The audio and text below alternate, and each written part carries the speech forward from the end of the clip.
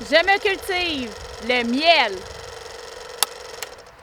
Bonjour, je m'appelle Apis mellifera. C'est moi l'abeille à miel. Les abeilles qui vivent avec moi forment une colonie. Une colonie, c'est comme une grande famille. La reine abeille est la maman de toutes les abeilles, car elle est la seule de la colonie qui peut pondre des œufs. Dans ma famille, il y a plein d'ouvrières comme moi, et aussi des faux bourdons qui sont les mâles.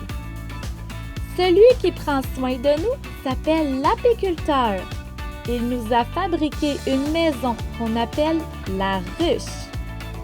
Elle a un toit qui protège des intempéries et des étages qu'on appelle des hausses.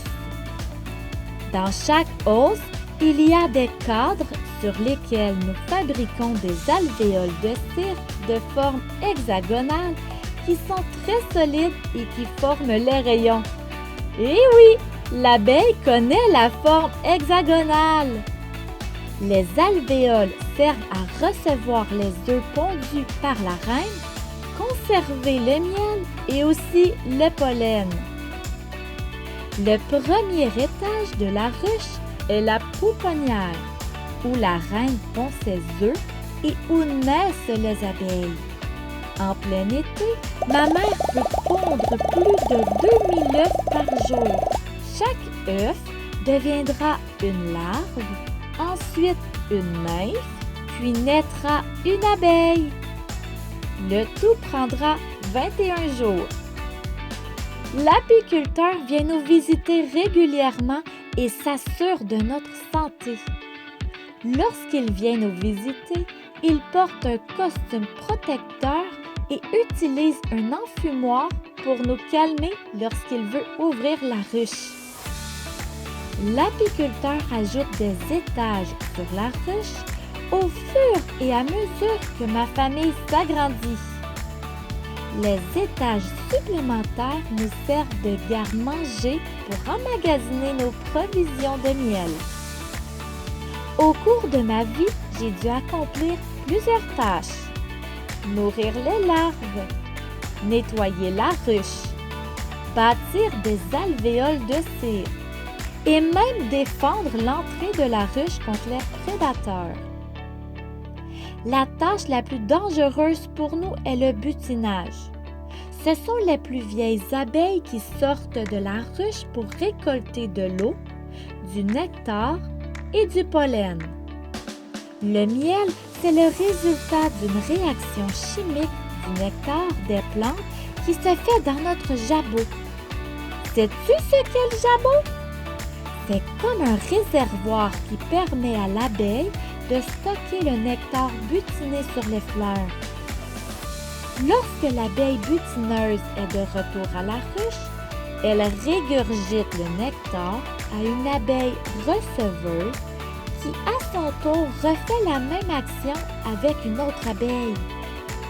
Le nom scientifique pour ce transfert de nourriture, c'est la trophalaxie. Moi, je préfère dire que c'est comme si on se donnait des bisous.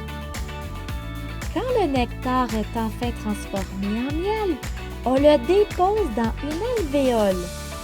Mais ce n'est pas fini. Le miel est encore trop liquide. Les ouvrières ventileuses vont créer un impressionnant courant d'air dans la ruche en battant des ailes afin d'évaporer le surplus d'eau qu'il contient. Quand le miel a atteint la bonne consistance, nous fermons l'alvéole avec un opercule de cire, comme un couvercle sur un pot. L'apiculteur prélève une partie des cadres remplis de notre miel qu'il ramène à la miellerie. Dans une première étape, chaque cadre de miel est passé dans une machine à désoperculer pour en retirer les opercules de cire. C'est ce qui va permettre au miel de sortir des alvéoles. L'apiculteur dépose ensuite les cadres dans l'extracteur à miel.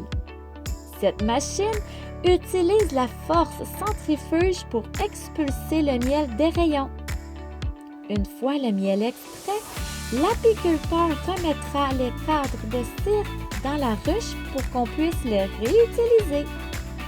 Le miel extrait est ensuite filtré, décanté et mis en pot pour que tu puisses le manger. Le goût de notre miel et sa couleur sont influencés par les différentes fleurs que nous butinons.